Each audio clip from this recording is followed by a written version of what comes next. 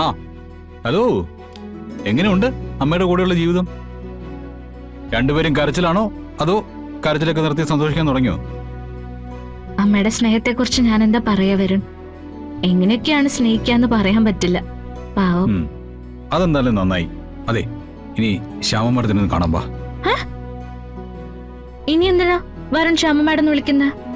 അമ്മയെന്ന് വിളിച്ചൂടെ? ഏയ്, അതൊന്നും ശരിയാവില്ല. അതെ, ശ്യാമ മേഡത്തിനോടുള്ള റെസ്പെക്ട് അതുപോലെ തന്നെ തുടരണം. തന്റെ അമ്മയാണെന്നുള്ള കാര്യമൊക്കെ സത്യ. പക്ഷേ ശ്യാമ മേഡം എന്നെ സംബന്ധിച്ചിടത്തോളം ഇപ്പോഴും ഒരു സെലിബ്രിറ്റിയാ. വാ, കേറ്.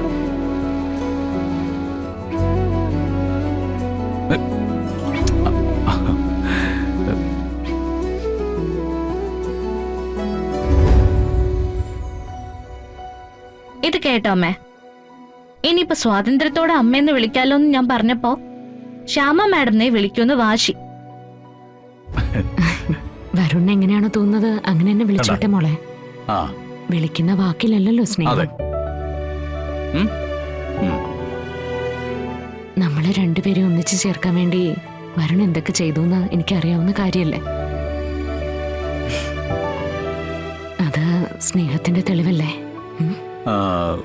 അല്ല, മേഡം എന്താ അത്യാവശ്യമായിട്ട് കാണുമെന്ന് പറഞ്ഞത്? എനിക്ക് വളരെ പെട്ടെന്ന് തന്നെ ചില കാര്യങ്ങളൊക്കെ ചെയ്തു തീർക്കാനുണ്ട്. വരുണിരിക്ക. അല്ല, എന്താ കാര്യം മേഡം? എന്റെ പേരിലുള്ള മുഴുവൻ സ്വത്തുവകകളും നിങ്ങളുടെ രണ്ടുപേരുടെയും പേരിൽ രജിസ്റ്റർ ചെയ്യാനാണ് ഞാൻ ഉദ്ദേശിക്കുന്നത്. മേഡം, അത്തരം കാര്യങ്ങളൊന്നും നമുക്കിപ്പോ ആലോചിക്കണ്ട. ഇപ്പോ അമ്മയും മോളും കൂടെ കൂടി ചേർന്നതിന്റെ സന്തോഷം, അത് രണ്ടുപേരും വേണ്ടത്ര അങ്ങ് ആഘോഷിക്കണം. ബാക്കി കാര്യങ്ങളൊക്കെ പിന്നെ. വരുൺ, ഞാൻ പറഞ്ഞില്ലായിരുന്നോ ഈ പറഞ്ഞ കാര്യങ്ങളൊക്കെ നിങ്ങളുടെ പേരിൽ വേണമെന്ന് പറഞ്ഞ് അർദ്ധരാത്രി ഒരു വക്കീലിനെ വിളിച്ചു വരുത്തി വിൽപത്രം തയ്യാറാക്കിയ കാര്യം? ശ്യാമ പറഞ്ഞ ആഗ്രഹങ്ങളൊക്കെ അതിലുണ്ട്. അത് പിന്നെ ജീവനൊടുക്കാൻ തീരുമാനിച്ചതിന്റെ ഒരു തയ്യാറെടുപ്പായിരുന്നല്ലോ.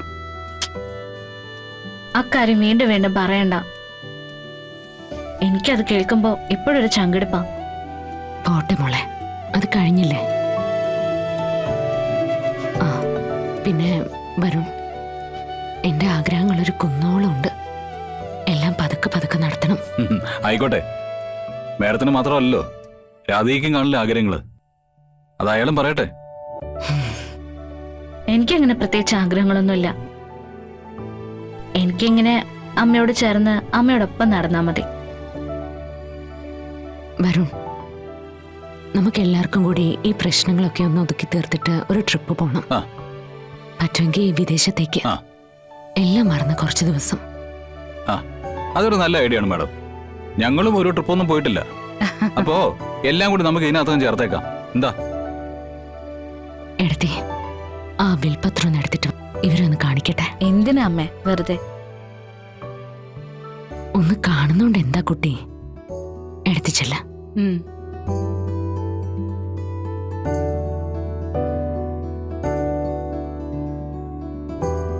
എന്റെ മരണശേഷവും അത് നടപ്പിലാവുകയെന്ന് കരുതി.